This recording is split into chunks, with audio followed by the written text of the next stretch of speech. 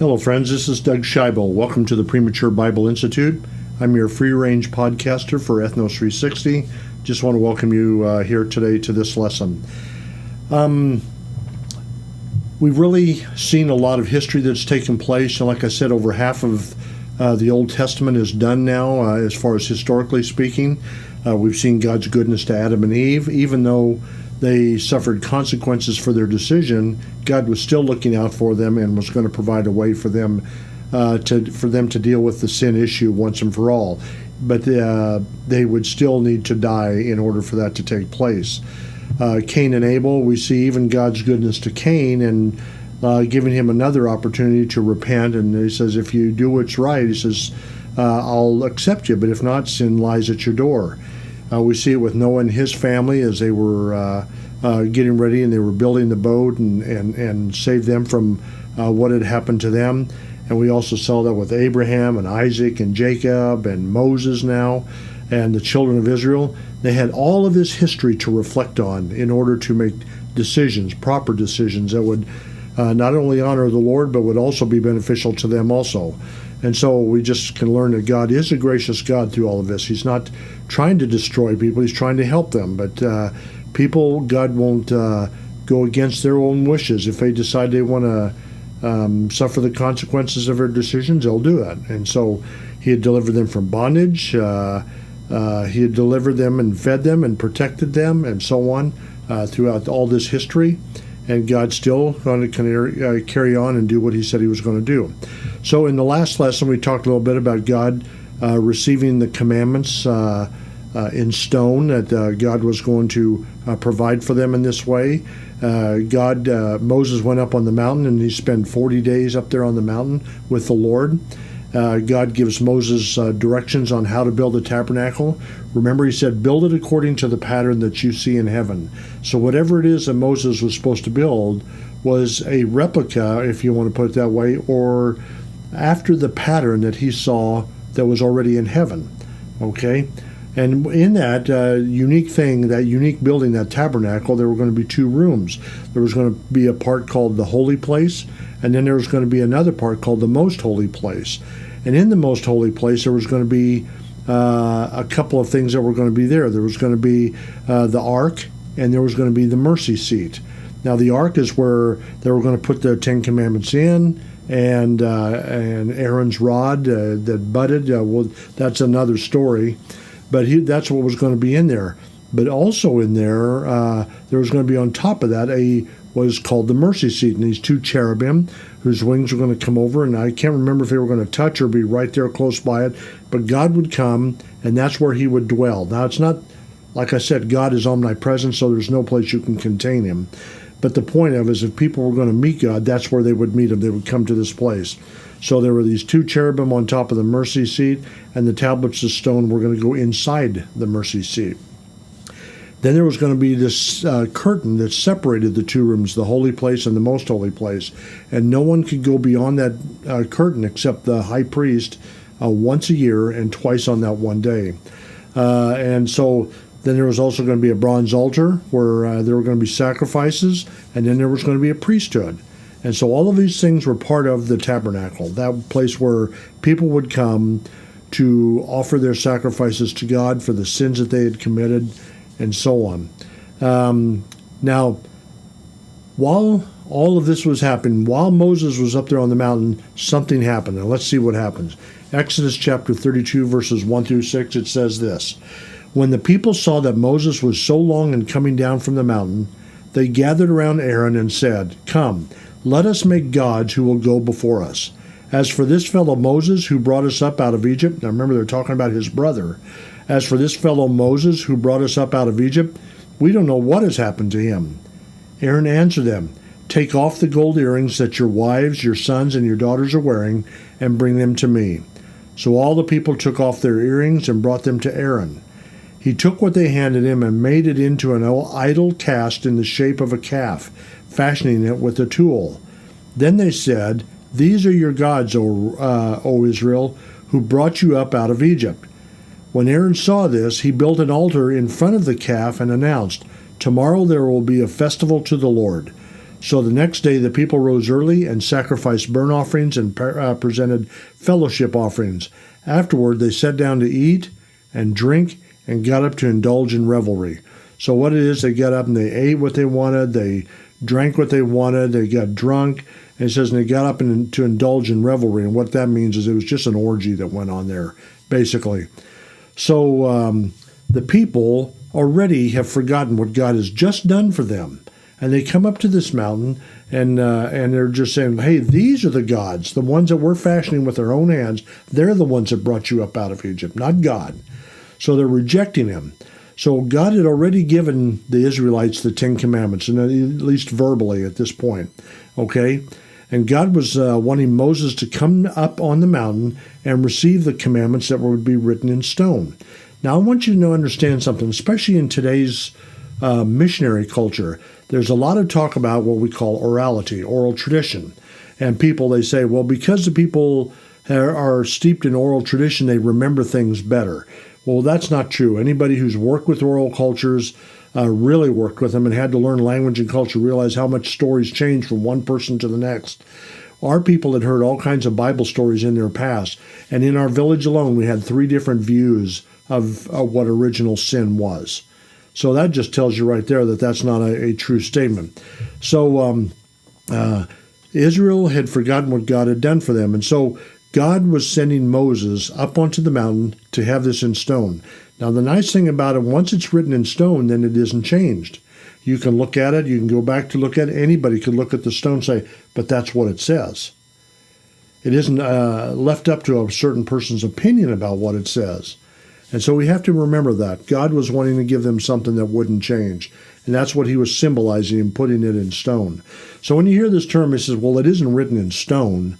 What they're referring to, even if they don't realize it, is referring to back to the Ten Commandments when God gave all of that in stone. So God was wanting Moses to come up and receive those commandments. Now, Israel had already forgotten what God had done for them. He had delivered them from the bondage of the Egyptians. He prepared the Red Sea so that they could escape. In other words, he opened it up and they went across there. He had destroyed Egypt's ability to pursue them and take them captive again. He destroyed the armies. He had provided water from a rock. He had provided meat for quail, or quail for meat. He had provided bread from manna. He had shown his power at Mount Sinai when they're up there and the people were afraid of that. And like Cain, they decided that they wanted to come to God on their own terms. They were going to design these gods in order to worship God. Now, that doesn't even make sense, does it? What was the first commandment? You shall make no other gods before me. You shall not make anything of any image of anything that is in heaven above, on the earth beneath, or anything under the earth or in the sea. So he wasn't to do that. But remember from way back in the beginning when Adam and Eve sinned. Remember what I said about sin? Sin causes us to think irrationally. And that's exactly what happened. So remember God's first 2 commandments? Here's what it said in Exodus 20, verses 3 through 6. You shall have no other gods before me. You shall not make for yourself an idol in the form of anything in heaven above, or on the earth beneath, or in the waters below.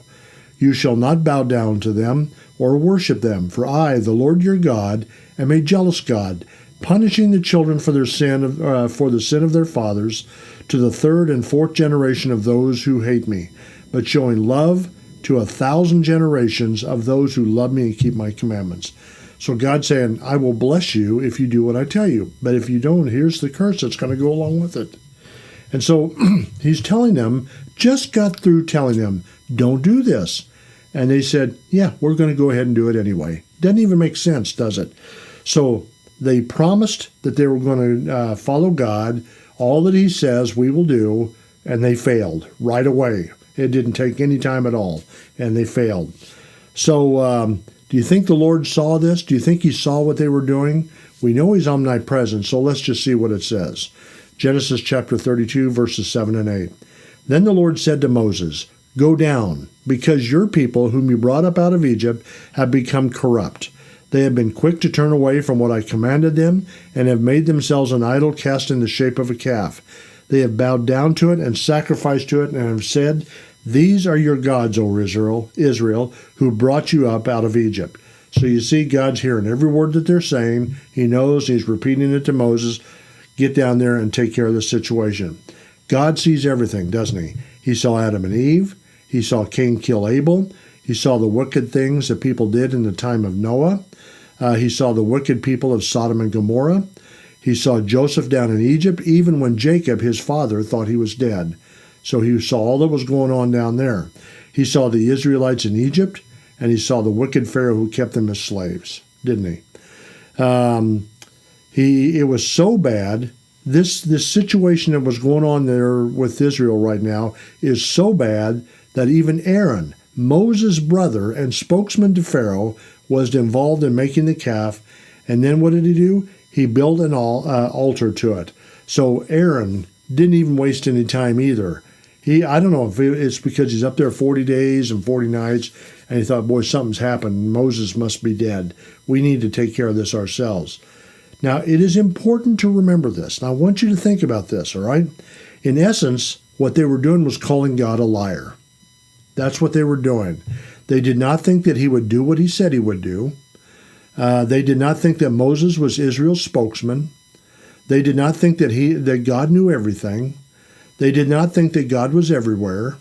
Now, when we see this by what they're saying, they thought that something created was more powerful and good than the one who creates calves and gold.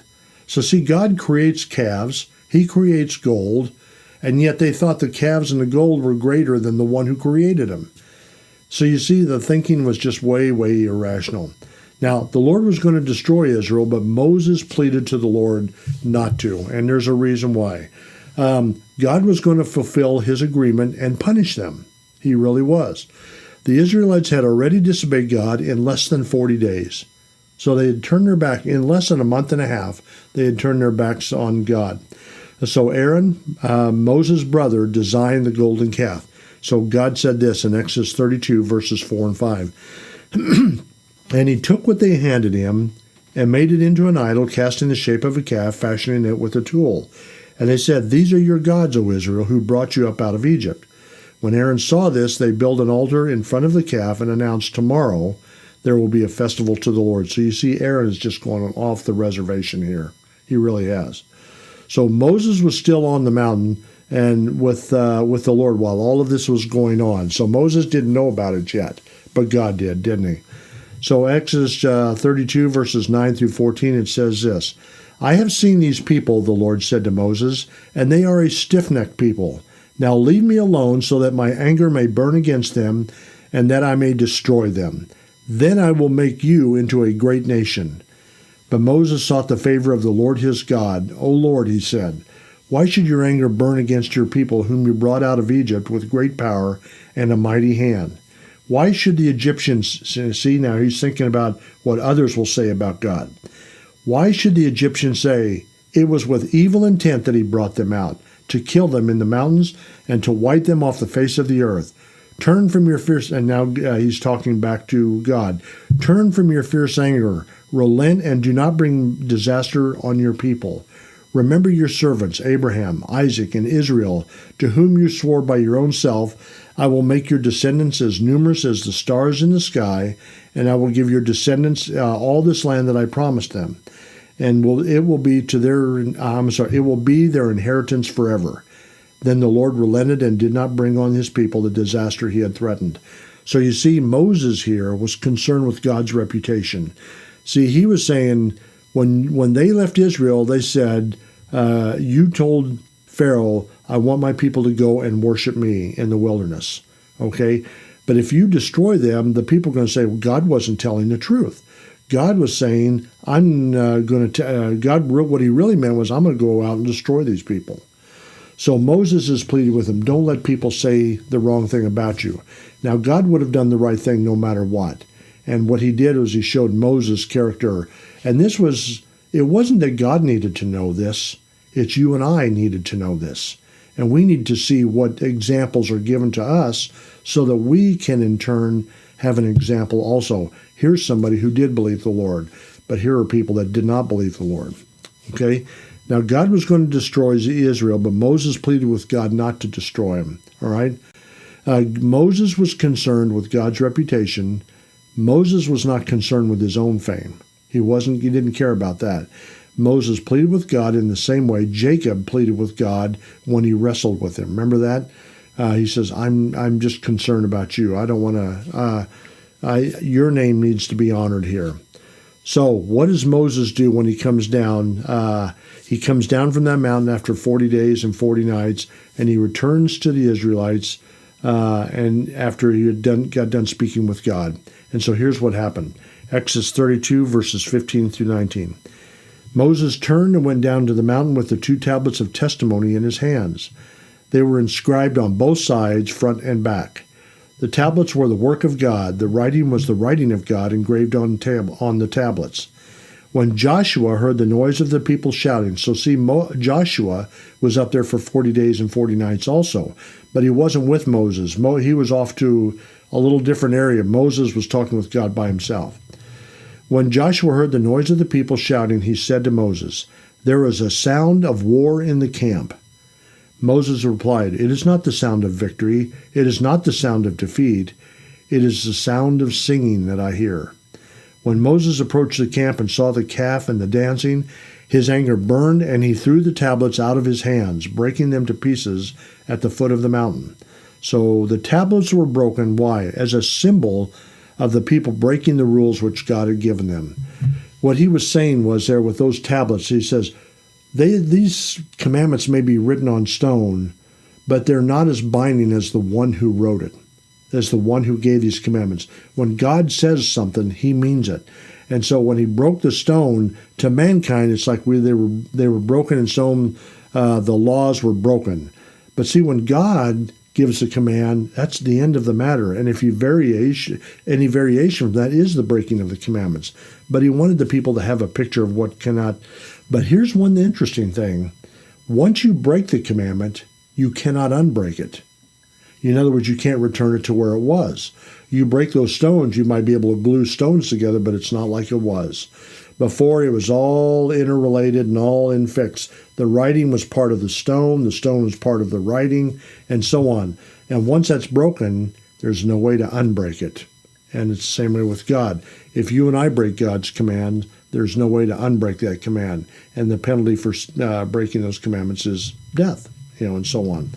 So if it had been us and not the Israelites, would we have acted any different than they did? I don't think so. We know that because of our own lives. We've seen how we've failed miserably over and over and over again. So why do we keep trying to keep them even though we know we're going to break them? Well, there's a reason why. It's good. But that doesn't mean we just need to recognize that we've broken all those commandments and we're going to continue to break them. But we'll talk about the remedy for that at a later point. So what does Moses do as a result of all this? He broke the commandments, but then he did something else. In Exodus 32, verse 20, and he took the calf that they had made and burned it in the fire. Then he ground it to powder, and he scattered it on the water and made the Israelites drink it. So what he did is he took that calf, he busted it all up, and then he ground it into powder, spreads it on the water that was there, wherever it's at, and they had to drink that. And when they drank it, it made them very sick and so on. The water was very, very bitter. It's just a very bitter water. I have no idea what it tasted like, but it was very bitter, and the people knew it, and it wasn't very good. It's a bitter thing when we break God's command because it reminds us we're not like God. God is in a category all his own. All right? The water was very bitter, and the golden powder was spread on it. I remember when my wife, when we were in Papua New Guinea, there was a point where she got sick. I can't remember if it was motion sickness. It might have been when we were out on the ocean or whatever. And someone had told her, if you just take ginger, it'll really help you with your motion sickness. Well, she took it, but she ended up getting sick anyway, and then she had to vomit. And she had that taste of ginger, and to this day, she cannot stand the taste of ginger. Just the thought of it just kind of creeps her out. But see, that's what it really should have been. The taste of that, it would be like my wife having that ginger, that taste it's something you can't forget. It isn't that you have the taste all the time, but you never forget what that taste was. And so she just doesn't want any part of it, so she doesn't like ginger snap cookies, doesn't like anything with ginger in it. So that's kind of interesting. I think it's a good illustration. Israel would never again forget that taste. It had to be unique, and it was very unique. So what does the Lord do now?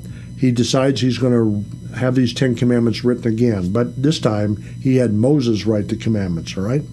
And so chapter 34, verses 1 and 2 of Exodus, it says this: The Lord said to Moses, "Chisel out 2 stone tablets like the first ones, and I will write on them the words that were on the first tablets which you broke.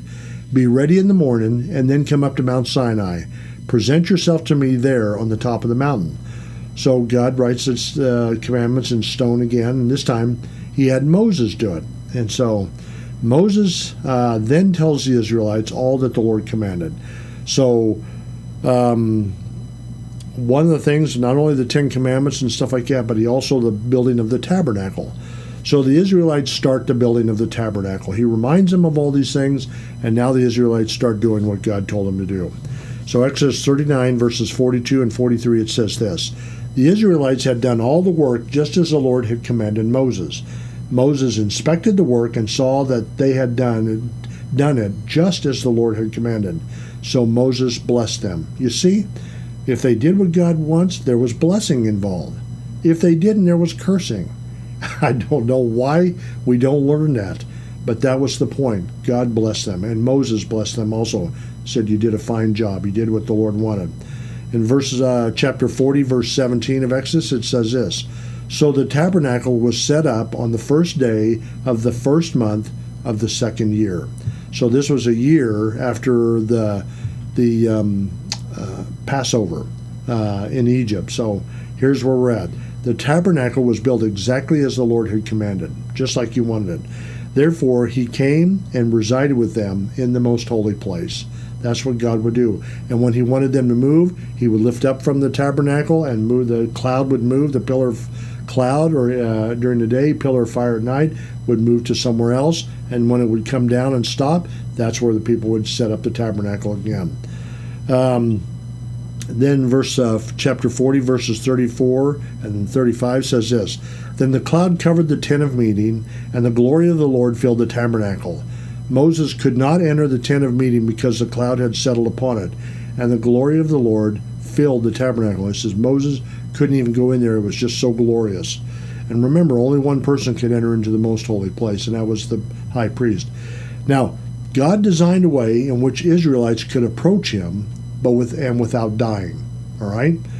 One, only Aaron or the high priest, whoever that would be after Aaron, could enter the most holy place. He was the only one. Okay, second, next thing was even Moses could not enter that most holy place, and that's the point. Moses, even though he was of the tribe of Levi, he wasn't the high priest. There would only be one high priest, and he could do that. Moses had to follow the rules just like everybody else. Just because Moses was a man after God's own heart and was the servant of the Lord, he still could not go in there. He had to follow the rules just like the rest of the people did. Okay? So, conclusion. Let's talk about this. No law is ever meant to control good behavior. Have you ever thought of that? No law is meant to control good behavior. It's always meant to control bad behavior. Israel thought that they could live up to God's standards. They thought they were good enough. They thought they had it within themselves that, hey, we can do this. We'll do what God says according to all that he says. All right? Only God, and this is really important, only God can live up to his own standards. And that's a pretty good one to think about. Only God can live up to his own standards. God could have destroyed Israel, but he provided a way to approach him. All right? Even though people were sinners, God was providing a way for those sinners to approach him. All right. Have you ever wondered why everyone is not destroyed? I mean, we're all sinners. Why have we not all been just destroyed off the face of the earth? I mean, we've turned our back on him, we've rebelled against him, all of that. Maybe, just maybe, someone is pleading with God just like Moses did. You know? Just like not to destroy us so that we can repent, we can have a change of thinking about God and with God, just like Moses did, not to destroy us. Maybe somebody's out there praying for us saying, please, Lord, don't destroy them. Give them a chance. Help them to understand. so that they can come to know you and believe you. And that you sent, or you're going to send, like Moses in this time, that God was going to send a deliverer whom God promised would come. And this would be the only hope that mankind would ever have. And maybe that's what they're doing. So that's something to think about. Just remember this, no law is ever meant to control good behavior. And you know what? Israel thought they could live up to God's standards, and sometimes we do too. When people say, I've never sinned, or I go to church, or I've never killed anybody, I've never robbed a bank. Yeah, so what? You've robbed other things and done other things too. Only God can live up to his own standards. That's an important truth to remember. All right? So, and remember, maybe there's somebody out there praying for you so that time can come. When that time comes, you can become one of his children. All right. Just remember, I just want to thank you for being here today. If you know somebody who wants to listen to this, please have them go to my podcast. Get on their favorite podcast and look up the Premature Bible Institute and have them subscribe to my podcast, and love to hear from them and so on. And just like I said, they can get on their favorite podcast app and just look for the Premature Bible Institute. If they want to watch it on YouTube, they can get on YouTube and look that up also, the Premature Bible Institute, or they can just look up my name, Doug Scheibel, and my last name is Schaible. And just want to say thank you guys for listening. Looking forward to next week. Y'all take care. Bye.